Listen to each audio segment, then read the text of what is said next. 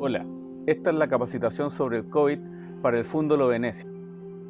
Los siguientes son los temas de esta capacitación: obligación de informar, procedimiento COVID, fichas diarias de sintomatología, limpieza de recintos, traslado, domicilio, sucursal o exteriores. Los principales síntomas del COVID son: fiebre sobre los 37,8 grados, dolor de cabeza, dolor de garganta, tos, pérdida de olfato y gusto, cansancio, secreción nasal, escalofríos. ¿Cómo realizamos la prevención del contagio de coronavirus? Limpiándonos constantemente las manos por al menos 20 segundos, con alcohol gel o con jabón, evitando toser con nuestras manos, sino que hacerlo con el antebrazo.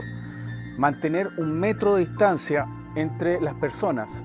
Evitar justamente tocarnos la cara, las manos, llevarnos las manos a la cara. Si yo me lavo las manos y después me seco las manos con eso, estoy nuevamente contaminándome las manos y no estoy teniendo libre de la infección. Evitar compartir herramientas, utensilios, vasos con los compañeros de trabajo, con nuestros familiares. Evitar saludarse de manos, saludársenos de abrazos. Lamentablemente, producto de la pandemia, eso se va a acabar por un tiempo importante y tenemos que empezar a mantener esta distancia y evitar contagiarnos. En relación a la obligación de informar los riesgos laborales, se establece una división entre labores propias de campo, como la revisión de regadío, poda o cosecha, y la interacción con las personas. Es así como el principal riesgo está dado por tener contacto con los compañeros de trabajo u otras personas que puedan prestar servicios en el predio. Junto con esto, también existe el riesgo de transmisión en el compartir herramientas sin la desinfección de estas o de la correcta conducta de limpieza de manos. Las medidas de control o medidas preventivas son: mantener una distancia social de a lo menos 1 metro cuando se tenga relación con otra persona. Aumentar la limpieza y desinfección de las zonas de trabajo como bodegas, oficinas, baños, vestidores y comedores. Finalmente, en medida de lo posible, generar turnos para el uso de comedores. De lo contrario, mantenerlos ventilados y que los usuarios se ubiquen a una distancia mínima de 1,5 metros. Los métodos de trabajo correctos son: no compartir herramientas sin limpiar antes. Utilizar maquinaria solo después de desinfectar las zonas de contacto. Utilizar todos los medios de desinfección que proporciona la empresa. Uso obligatorio de elementos de protección personal, con un énfasis en las mascarillas.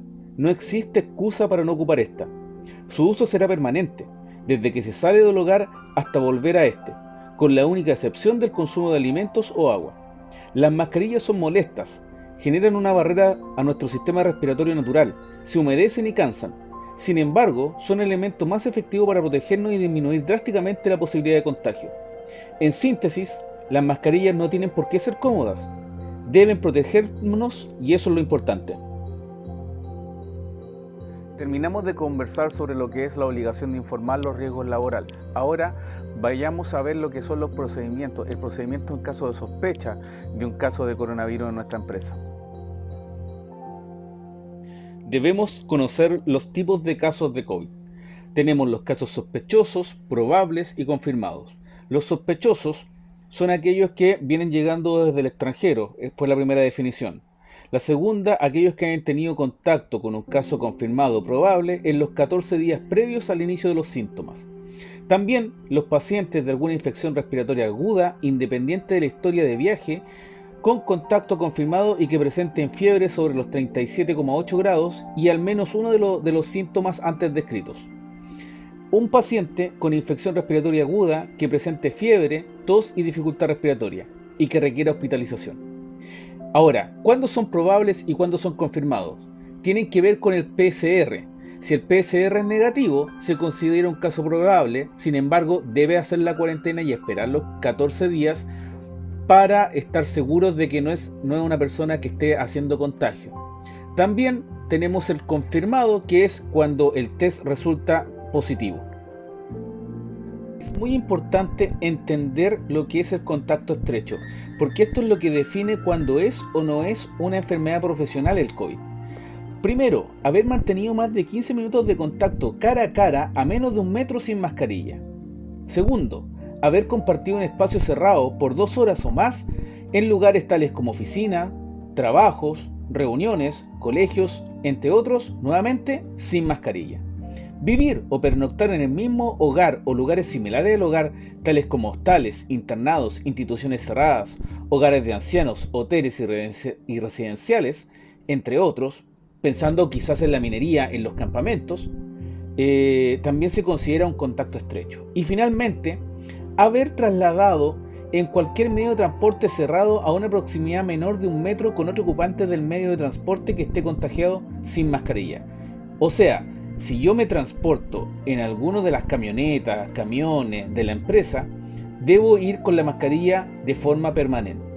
Entonces, ¿qué debemos hacer si tenemos un caso sospechoso? Debe ser enviado inmediatamente al centro de salud más cercano. Esto incluye el IST. Ahí un médico determinará si es necesario hacerse el examen. De ser así, pasará a contar con una licencia por 14 días y nosotros, como empresa, a esperar los resultados y lo que nos indique el CRM de salud. Con el fin de mantener un registro claro de los síntomas, hemos desarrollado esta ficha de control diario de estado de salud y así conocer en qué momento comienzan los síntomas de las personas que componen nuestra empresa. En ella podemos apreciar un control de temperatura, una descripción de los síntomas y una firma que asegura que la información entregada es válida. El instructivo de limpieza consta de 3 pilares: limpiar constantemente mesones, sillas, maquinarias, escritorios. Una limpieza profunda diaria con productos. Cuando hablamos de productos nos referimos particularmente al cloro, a hacer una desinfección como corresponde. Y el uso permanente de elementos de protección personal, especialmente las mascarillas, al realizar estas limpiezas.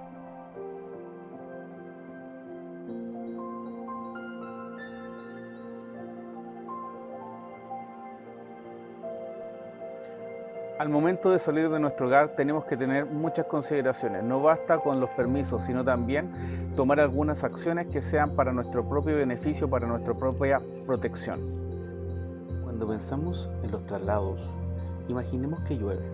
En esta condición no salimos de casa sin protección. Al igual que en ese ejemplo, hoy el coronavirus está en el ambiente.